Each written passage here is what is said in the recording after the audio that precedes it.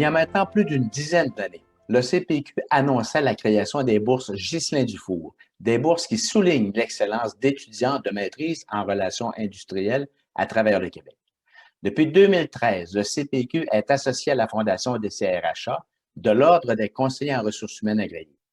Alors maintenant, j'inviterai celui qui a joué un rôle clé dans la création de ces bourses, qui détient lui-même une maîtrise en relations industrielles et qui est fellow de l'Ordre de CRHA et ancien président du Conseil du patronat du Québec, M. Dufour. C'est un grand plaisir de vous recevoir. J'aimerais que vous me parliez un peu du contexte dans lequel les bourses Ghislain Dufour ont été créées.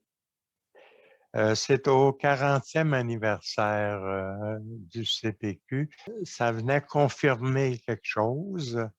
Ce quelque chose étant que nous avions tellement fait dans le domaine des relations industrielles, plus que dans la gestion de personnel, parce que c'était très pointu.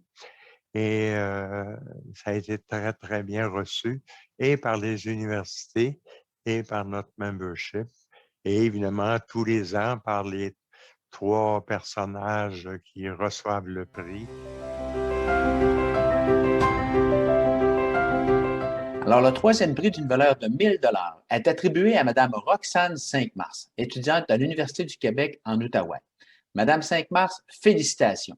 Pouvez-vous nous expliquer en quelques mots votre projet de recherche?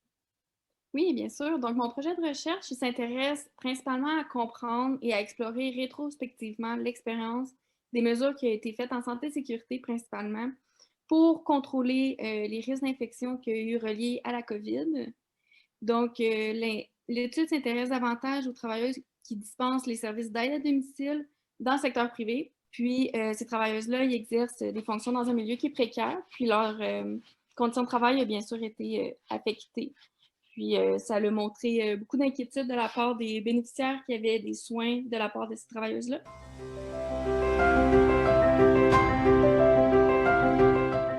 Alors, le deuxième prix d'une valeur de 1 500 est remis à un étudiant de l'Université de Laval qui a effectué un retour aux études suite à la naissance de son enfant et s'est donc démarqué dans sa conciliation études-famille.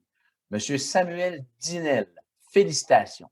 Pour le CPQ, les innovations technologiques sont l'une des voies pour la prospérité du Québec. Monsieur Dinel, pouvez-vous nous parler de votre projet de recherche en quelques mots? Oui, donc mon projet de recherche étudie comment les personnes qui travaillent sur les plateformes numériques, qui émergent en tant que travailleurs ou travailleuses autonomes, vont contrôler leur activité de travail. Donc, comment les différentes technologies qui vont être en place sur ces nouvelles plateformes-là qui émergent vont avoir une influence sur la manière qu'une personne va exercer son activité. Alors, Monsieur Dinel, merci et félicitations et bonne continuation. Merci beaucoup.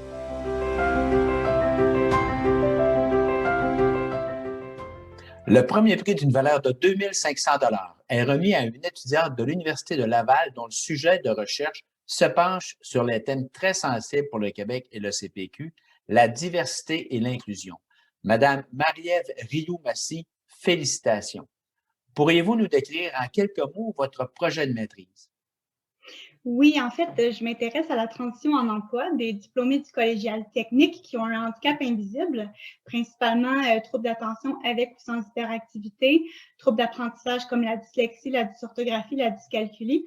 En fait, je m'intéresse à leur parcours en particulier, les obstacles qu'ils ont eus, les ressources qu'ils ont utilisées, puis les éléments facilitateurs, ainsi que les professionnels qui soutiennent leur transition. En tout cas, je peux vous dire que la diversité et l'inclusion sont des valeurs phares qui nous tiennent à cœur au CPQ.